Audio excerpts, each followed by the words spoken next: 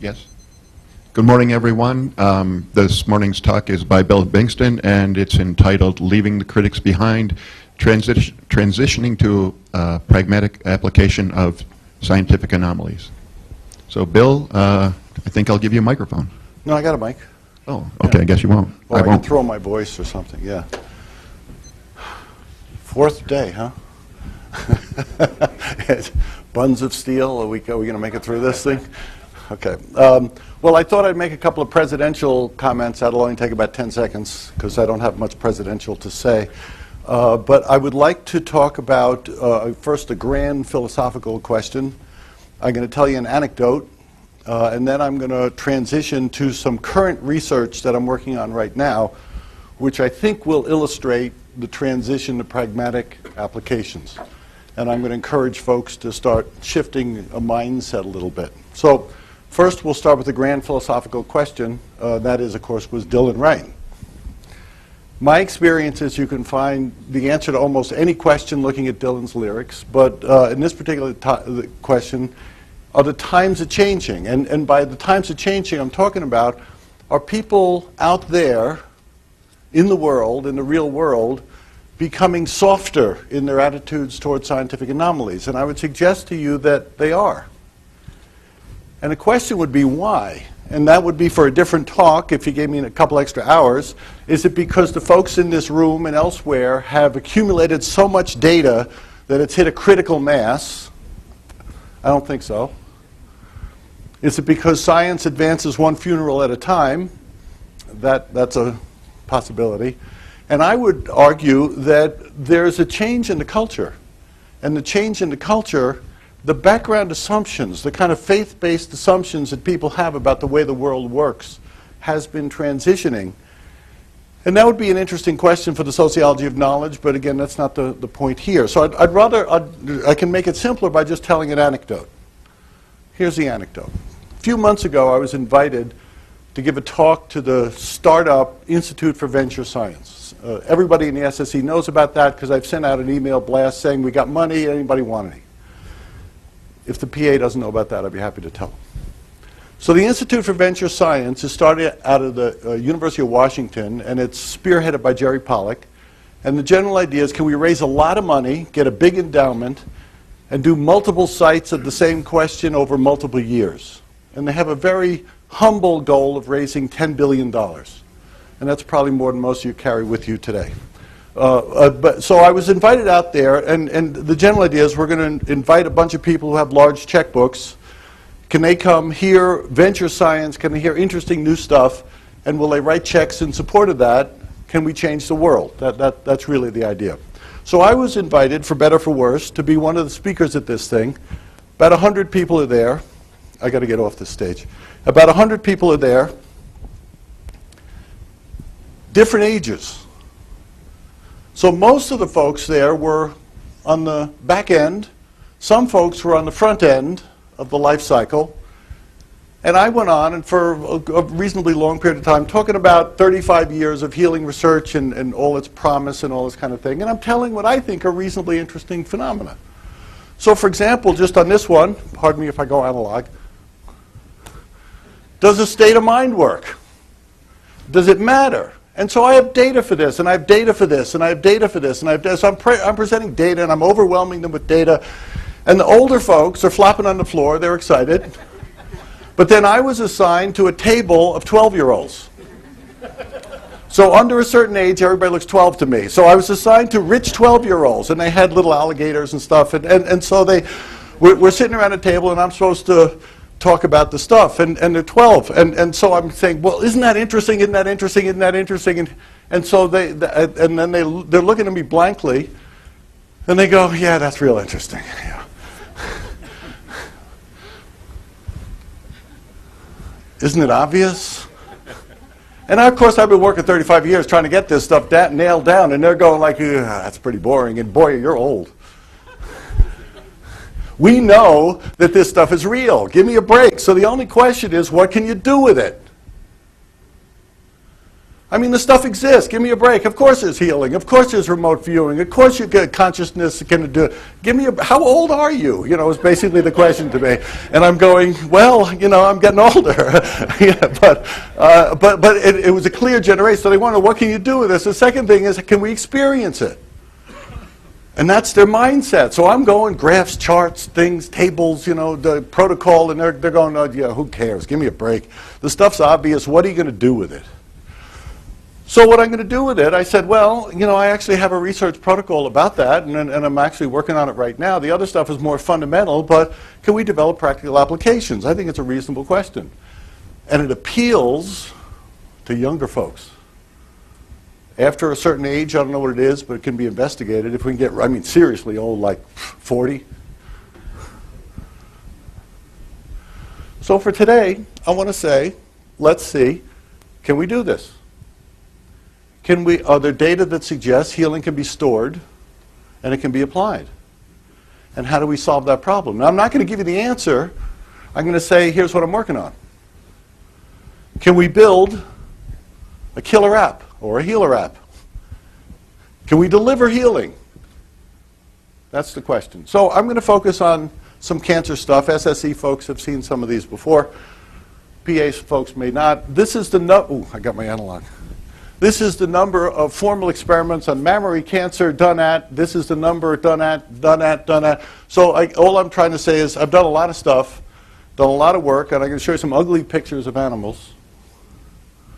And I've done other stuff on oncogenic and nude mice. You know, I mean, most people don't think of mice as sartorially related, but nude mice were for a particular reason.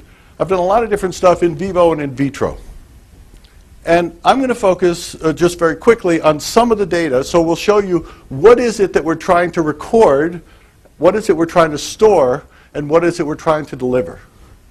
So this is what are we trying to deliver. Details don't matter.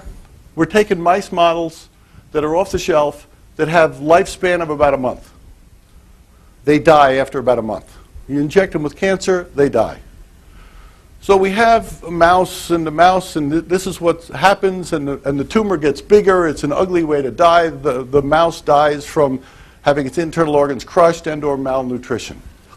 It's very ugly work. I don't know how else to do it. So there's at least 2,000 publications on this model alone. Everybody knows they die in a month.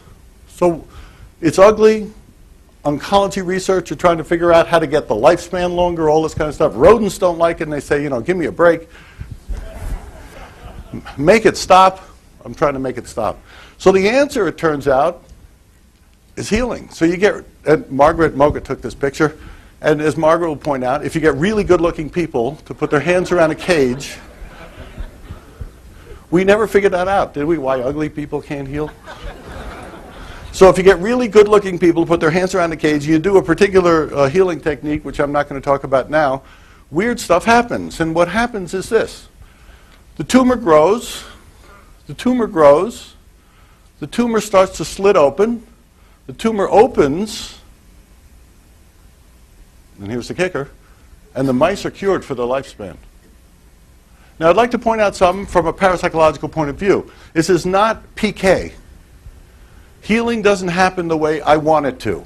This is not consciousness imposing its will on nature. I figured, you know, I get the stuff early and I go zzz, zzz, kind of a thing to the mice, and then they wouldn't get cancer because I'm, you know, the big radiator or something like that. And no matter what you do, tumors grow.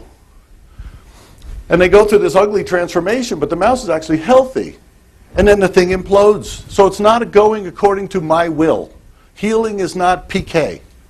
Nature does nature, and we're simply enabling nature to nature. I don't know if that's natural. So we can do this on any kind or different kinds. This is a different kind of cancer, just to show you the same idea, external, non-metastatic. Tumor gets bigger and bigger, and then if we do the stuff, and doing the stuff is not me, incidentally, I'm not a healer. I get faculty members, volunteers, students, anybody who's inexperienced can do this.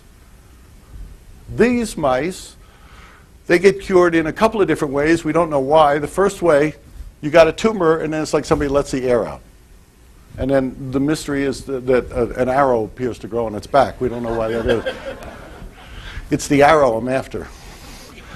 And other times you get this ulceration and it implodes and all that kind of stuff. And you can do this and you can tell once it's cured, it's really cured for life. We can do this with people, though they whine when you put them into cages. And you can watch whatever the medical test is, you can watch it to cure. So here's some of the questions. Can we reverse engineer this? Can we make it a practical application? And can we make it scalable?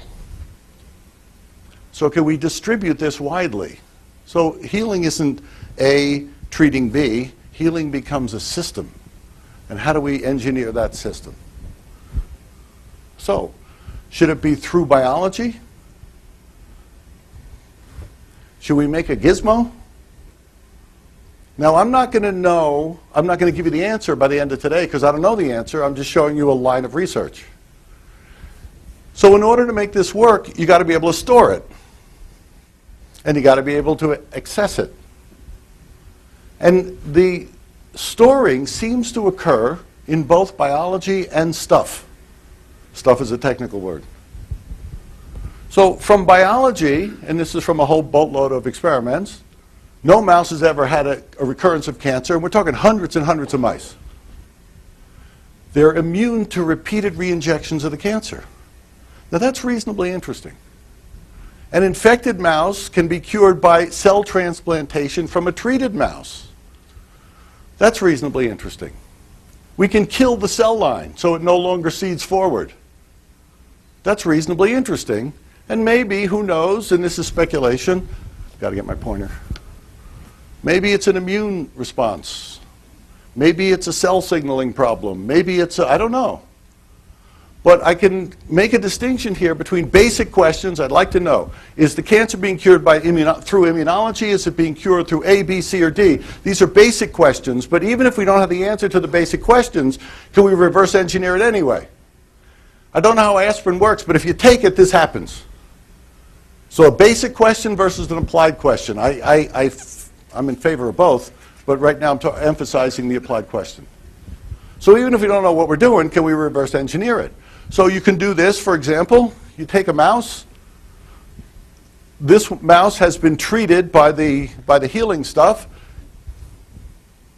And you take some cells, you take some blood, you put it in an untreated mouse with no healing, and you'll cure it. Now that's reasonably interesting. Something's going on biologically that stores it, and it apparently can be passed from mammal to mammal. It can be passed from cell to cell. Can we turn that into something that can be applied even if we don't understand everything that's going on? That's the question. So what happens if we apply healing to materials? So I'm going to give you just some real quick stuff on cell medium. These are other experiments. And treated water. So what happens if, instead of treating a cage of mice, you treat a bunch of cell media? So this is the stuff in which cells are going to be grown. Well, it turns out that if you apply the treated cell media to cells, stuff happens. And I'm talking not subtle stuff happens, on the order of, it depends on the experiment, 600% change. So these are not little teeny subtle effects. What happens if you treat water? Well, if you treat water and you give the water to mice, the mice get cured. Now that's reasonably interesting also. So what's happening to the water? But, and here comes the difference between the basic question and the applied question. On a basic level, is it immunology? Is it? Basic question wants to know what's the pattern, what's going on. We have methodological confounds in resonant bonding.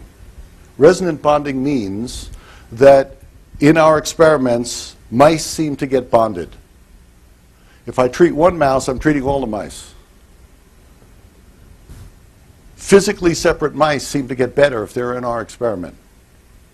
Now I could segue this into a discussion about placebos, different talk, and I'm reasonably certain that I understand that placebos are not psychological. I have a sequence of experiments that'll parse this out, but I'm reasonably certain placebos aren't psychological. They're an actual physical resonant bonding between spatially separate groups. If I take a group of people and I have half here, you got a half chance of getting a stimulus, you folks have a half chance of getting a stimulus, and I give you a stimulus, everybody's going to be affected. And the larger the group, the stronger the effect will be. And I can go into all sorts of stuff about placebos, about that. It's interesting. It happens in our experiments. So, some people call this entanglement. I don't like entanglement. I like resonant bonding. So, if I take a bunch of mice, and some become randomly controls, and some become other controls, and some become, it seems that a treatment to one is a treatment to all. And it's an interesting basic question how organisms become bonded. That's not the point here. It's simply saying that for our purposes today, they do become bonded. They can become bonded. And the patterns are pretty interesting in and of themselves. Now, if you bond groups, let's say you're doing traditional pharmacology and I'm testing drug X. And so half the people are getting the drug and half the people are getting a placebo. Well, what happens if the people getting the placebo are also bonded to the people getting the active drug and they all have an effect? Well, at the end of that study, there's going to be no difference between the two groups. When in actuality, both groups have been treated. If you come to the statistical conclusion that there's no difference between the two, and therefore, and you'll say, well, therefore nothing happened. That's a type 2 error for you statistical geeks. So it's called, you thought nothing happened because something happened everywhere. What happens if all the mice are cured? And no mouse has ever been cured before. What happens if all the mice are cured? You say, nothing happened. Because there's no difference between this and that. So I'm sorry, everybody got cured. There was no effect. That's a type 2 error. So a quick example here, down and dirty, pointer. Volunteers treating cages, 100 meters at least, a control that nobody who knows the technique has seen. Second control's not even known. I mean, people play tricks on each other. And other labs going on, not connected to our research, but same cancer. All of ours are cured. This drives, incidentally, Rupert crazy. He and I have been going after each other for 15 years, so I love his ideas, but it don't quite apply to this. The connection, the resonance is a little bit more selective than a generic. If you go to a general field effect, then everything in between would have been affected. This is not a field effect. I got gobs of data. Healing is not a field effect. So the resonant bonds appear to be fluid. You can make bonds, you can break bonds. Everybody here has felt a connection to something. Everybody's felt a lack of connection to something. I connect to the table. I love this table. Then tomorrow I hate this table. What changed? Not the table. The bond I have to the table. And now just same thing with my goldfish, which is harder because I don't have one. But so from a basic point of view, it's a really good series of questions. Why did the water do it? Was it the water itself, or was it resonant bonding? Was it resonant bonding? Was it resonant bonding? These are basic questions, but the bottom line is, whether we understand the mechanism, how I got from A to B, the damn stuff still gets cured. And can I reverse engineer it? So again, I'm making the difference between a basic question and an applied question. Basic questions are important. Applied questions, let's pay a little more attention to them. So basically, I don't know how this stuff happens. Was it the treated water or was it resonant bonding? I don't know. But the question remains, can we store it even if we don't understand it? And can we reproduce the effect? And can we scale it up? Reasonable question. Here's my partners in crime. John McMichael, who will speak in the afternoon, is doing the biological stuff. His data, you come back this afternoon, you're going to flop on the floor. His stuff is... So he's one of my partners in crime. He may be arrested before he gets up here. My other partner in crime will also be talking right after me. Dean thinks I'm crazy, keeps taking my temperature. I don't know what that's about. So, you know, so I come in there, I make a sin, and he goes, open your mouth. He's sick, blippity blip, you know, like that. So One has an obsession with a thermometer, and one, but anyway, so we do the physics and engineering, and we do the biology, and we're trying to figure this out. So if we think about this, it seems the biological has a lot going for it. You can take stuff out, you can transplant it, and it'll reproduce the cure. But what if we make a cancer vaccine? Does that sound like a good thing? I mean, I'm not being facetious. From a basic science perspective, yeah, that's a wonderful thing. But then what would I do with it? So I think I'll go to the FDA and go, hey, I did some hocus pocus, and now I have a cancer vaccine. You know, do you mind if I inject this into everybody? You know, and they'll go, oh, please, you know, by all means. And so there may be a roadblock or two if the solution becomes biological. However, what happens what if we can record it and play it back and it reproduces? That would be kind of cool, yes? So what has more likelihood of succeeding? Probably the biological, which is cooler, the physical. Because if we get a healer app and we upload it into the cloud, and now we can say, we don't understand how it works, but you want to be cured? We're okay whether you do or you don't. Go ahead, criticize the methodology. And so this is where I'm shooting for first. So the physical solution is more scalable, it's more easy, the FDA can't do anything. Let's start to upload some cures into the cloud and see what happens and give it away. Wouldn't it be fun to undermine an industry? Apologies to any oncologists here. So here's how we're starting. We're using cotton. Well, we've also used a little water and sometimes crystals.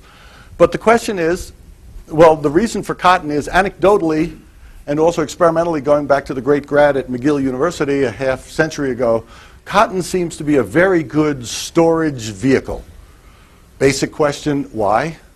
What happens if you put it under an electron microscope? What happens if, all basic questions, but cotton seems to work. Now I go to the practical. So if I take a piece of cotton and do whatever, and then Mark takes it and he gives it to Roger, and then Roger cuts it and gives it, and so we got anecdote upon anecdote that cotton is interesting, and we have some pretty interesting data coming out of McGill University that cotton seems to be very, very good at storing. So the question is, if we start putzing with cotton, and we're hoping we're asking the right questions, can biology recognize charged cotton? Can gizmos recognize charged cotton? So if I charge cotton and I put it near biological stuff, will they know? Can they tell the difference between charged and uncharged? And then, of course, can we extract the stuff? Can gizmos recognize charged cotton? And Dean's going to address that. He's the gizmo guy. And does it make a difference, and this is a methodological question, if there's a healing need? See, I don't think healing is PK. I think healing comes from the healee. And it depends on the idiosyncratic needs of the moment, which is why you want to do cotton rather than what happens between healer and healee. What happens between healer and healee is interesting but not relevant to this, because that depends on the idiosyncrasies of the healee. Cotton seems to be a universal donor. You want to find out what happens, take cotton, find out what it is, give it to someone, and then do a subtraction problem. Technically very difficult, but conceptually I think it makes sense. So healing seems to happen if there's a need. I got experiments with functional MRIs and EEGs and all that stuff showing that healing happens virtually automatically regardless of your state of mind. You don't need to get into a particular state of mind to heal. You just have to, okay, take it. Take whatever you need. But it depends on the need. Is there a need? So need seems to matter. I'm going to show you just something really interesting. Sidebar here. In my experiments, mice and cells, but mice will go to your left hand. Everybody, this is an interesting sidebar, everybody in my healing technique becomes left-handed. Curious, but worth exploring. Everybody's left-handed by the end of learning how to cure. So the mice will also go to your left hand, but only if there's a need. Little kids will do this too. Dogs will do this. Cats will do this. So if you hold out your hands, they're going to go to a particular spot on your left hand, and it doesn't make any difference really what you have. So here's an example. We spin the cage. Mice don't like that. And then you put your hands down, and they'll go to this spot, and they'll actually take turns. Once they're cured, they have no interest in you whatsoever. Nor have I ever gotten a thank you note from a mouse. Which is probably appropriate because I gave them the cancer. But it is, so this is actually what happens. And it doesn't make a difference what kind of mouse you're doing, what kind of cancer you're doing. So this works with cancer A, cancer B, cancer C, kid A, kid B, kid C, dog A, dog B, dog C. Everybody but adults can recognize that healing is a left-hand phenomenon and that they know when to go for it if they need it. If you're old, 10, you start to learn what you're supposed to do rather than paying attention to what naturally happens. So here are some studies with cotton now. These are all pilots, these are all preliminary, and we're seeing what happens. So we did, we taped some cotton to the bottom of a mouse cage. We don't know the dose. We don't know how big the cotton should be. We don't know how long it should live there. We don't know a lot of stuff. But just throwing cotton at the mouse, what happens? It did not cure the mice. So just throwing cotton at the mice. Now, we have some questions about dose. We have some questions about size. We have we have a lot of questions. But at least in our prelim, didn't work. So the in vivo stuff, right out of the gate, do the cancerous animals recognize charged cotton? If the recognition of charged cotton is operationalized by, are you cured? No, we didn't get a cure yet. Hopefully we'll get a cure down the road. If we do this to cell growth, and this is with no healing need, details don't matter, and we just kind of tape cotton to cells, and do they grow differently? No healing need, no difference. And frankly, if you're into the mindset of does need there be a healing need, that kind of makes sense. If you don't need anything, what are you taking? I mean, what's the point? So cells grow, but they don't really care whether cotton's there. But what if there's a need? What if we wound them and then put cotton? And here you have effects. So cells, use this very loose conceptually, cells with a need can recognize whether cotton is charged or not. Cells without a need can't tell whether cotton is charged or not. And the details here, I'm just saying stuff happens. Details, will work out and all that kind of thing. Healing need. What happens if we take human breast cancer and expose them to charged cotton? Is there any change? So let's start moving down and seeing what happens here. Well, it turns out 6 genes have significant changes. They can recognize whether cotton is charged. Now that's reasonably interesting. So you put regular old cotton off the shelf and that's fine, but if you put cotton, charged cotton to a cell, a cancer cell, it responds. So the witness, if you will, is a cell in need. The cells not in need seems less likely to be able to witness whether or not healing is being offered. Reasonably interesting. So now we can turn the question, which I'm only going to skirt very quickly here because Dean's going to take it up. Is there a detectable difference in the signal between treated and untreated cotton? So now instead of looking at can a cell recognize it or can a mouse recognize it, now the question is can a gizmo recognize it? Can gizmos tell whether cotton or water or crystals have been charged or not? And then of course the follow-up would be can we capture it and can we see if we can reproduce it with the thing we capture? So here we bring out the A-team. So fortunately in IONS we had superheroes present and this did look like a job for Superman. And so that became the situation out there. Sometimes we have fun, even though we're doing research. So I'm just going to gloss over this very quickly because Dean's going to be focused on it, but we've got his shielded cage in which we put cotton, in which we charge cotton, in which we do various things. And I not leave you, but here's the question. Does it matter whether the detector is alive? So Dean's going to talk about gizmos. The gizmos presumably aren't alive in the way we usually think about life. Cells are alive in the way we think about life, but it's not just cells or no cells, it's cells in need. Mice in need. Biology in need as the detector. So does it matter whether the detector is alive? It's a reasonably interesting question. Now we're talking about, can we record? And I'm glossing over this because Dean will do the details, but he's got a gazillion, it's a real number, a gazillion detectors in his cage, detecting a variety of things, which I'm going to leave for him to describe, detecting a variety of things, and basically the plot is, here's some cotton. So if we're in there charging cotton, and he's got every detector on the planet going, can we take that recording and play that recording to cells in need? Can we play that recording to mice in need? Will that reproduce the phenomenon? That becomes the question. Now, the odds of us getting it in the first run, you know, probably not great. And so will exposure to these recordings. So we've made our first recording. So I'm going to just tell you something real quick. I still got a couple minutes. I'm going to offer, Dean and I are both going to offer this to anybody who wants to hear the recording. So at lunch, we normally have lunch from 12:30 to 2.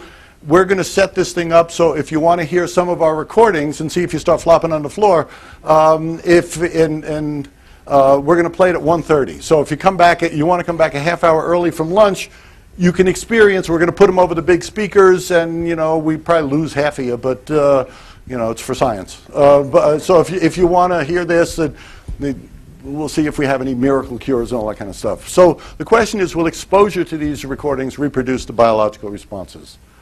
So it's pretty exciting. We're starting to play. People are flopping on the floor, but we have not yet done a formal study on whether the recordings will reproduce this in cells or animals with need.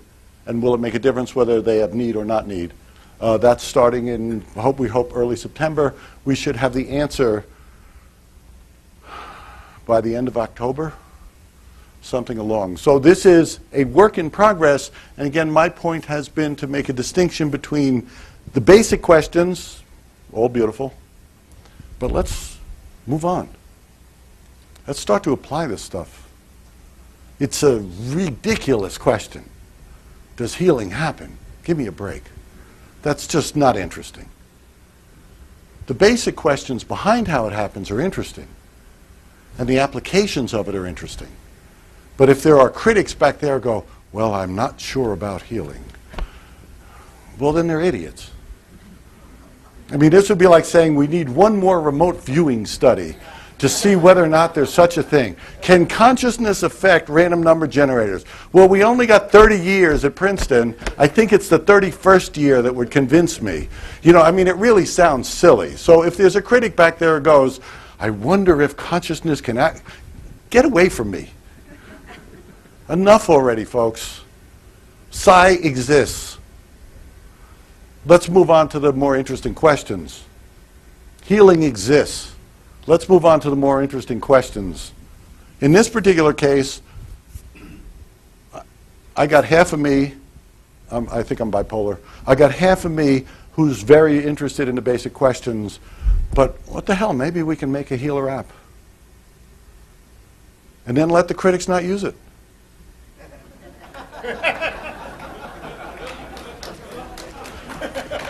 Don't take it. I don't believe. Get away from me. I acknowledge funders. I think in the future it will also be the Institute for Venture Science, but right now Emerald Gate Charitable Trust is funding the project we're working on here, and I thank you for your attention.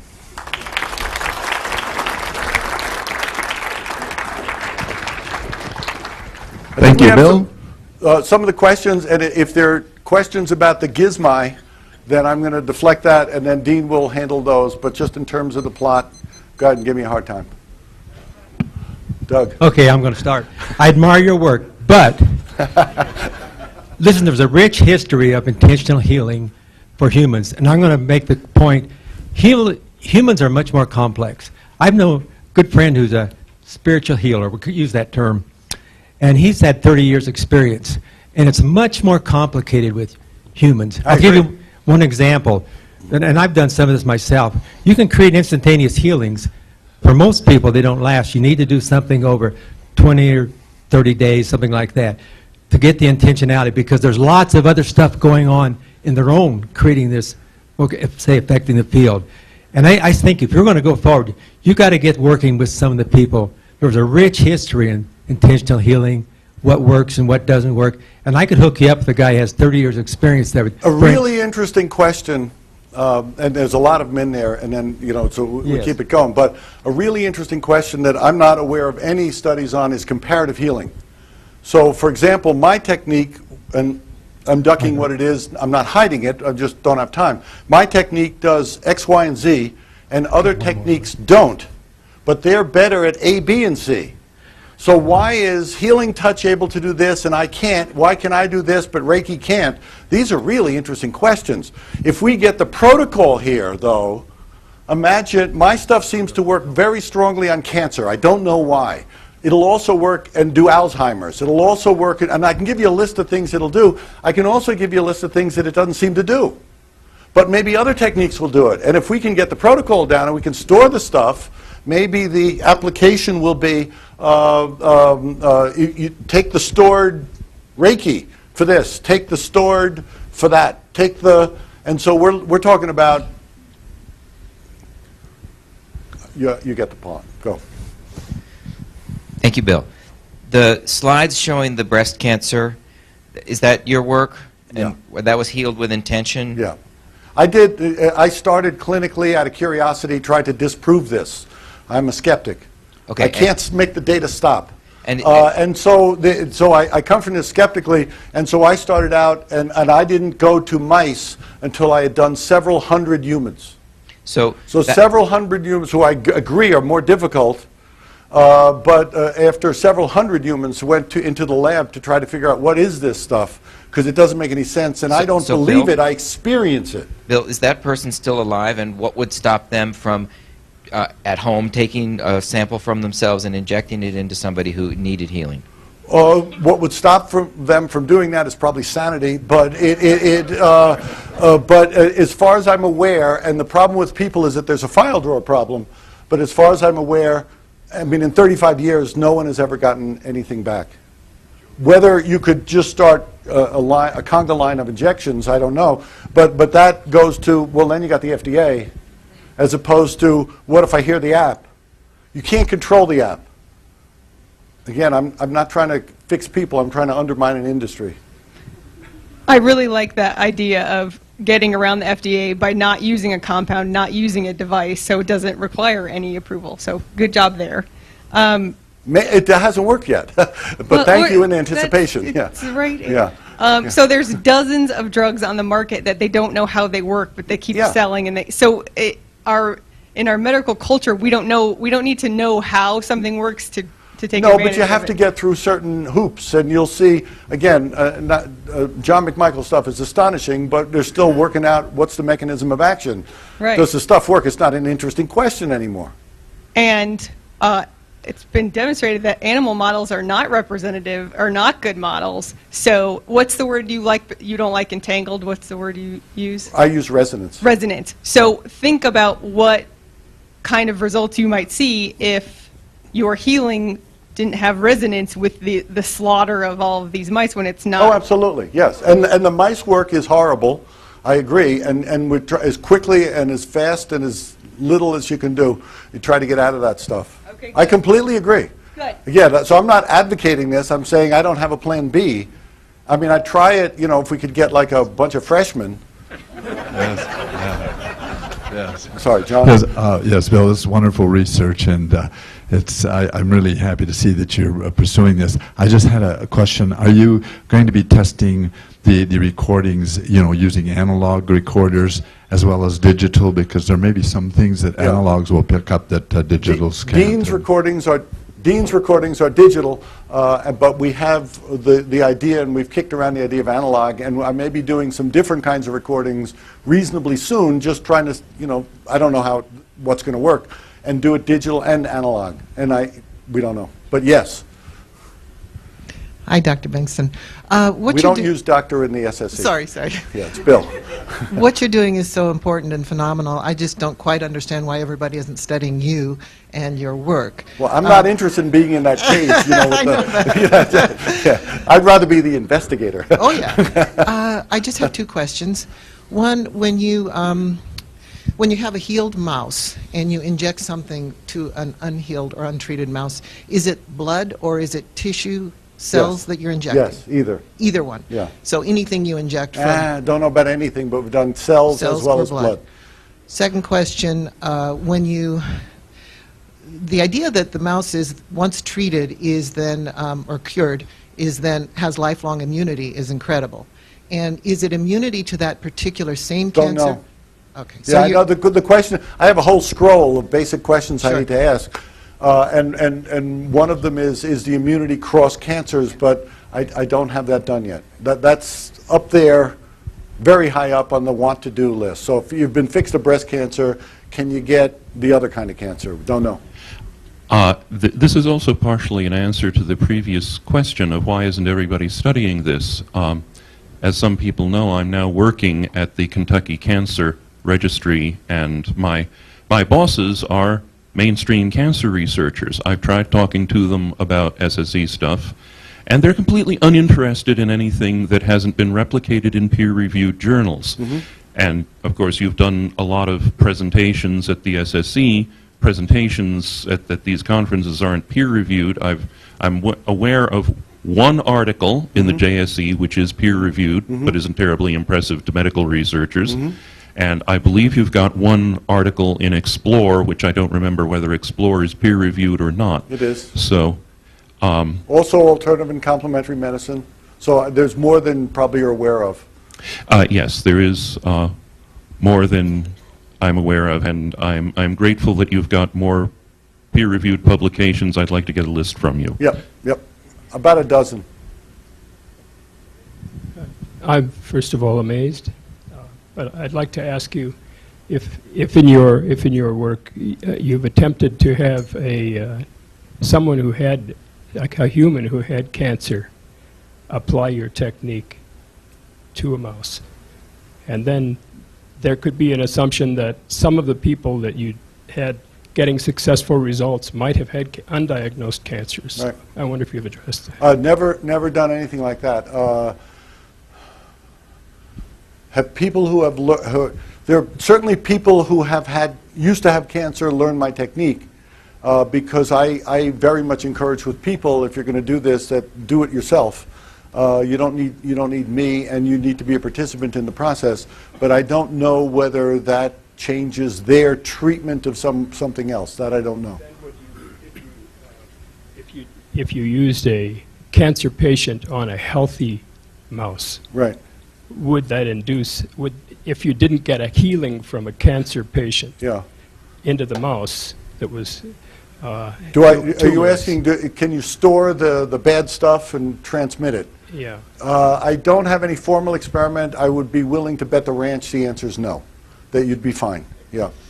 I don't think healing, no matter, you can be, the people in my experiments can come into there's a huge range of people who've done this, and some of them, none of them believe, because I have difficulty with believers, but none of them believe, none of them have any experience. They're essentially blank slates. Some of them are sensitive, some of them are not sensitive, some of them feel stuff when they do it, some don't, and none of that has anything to do with healing efficacy.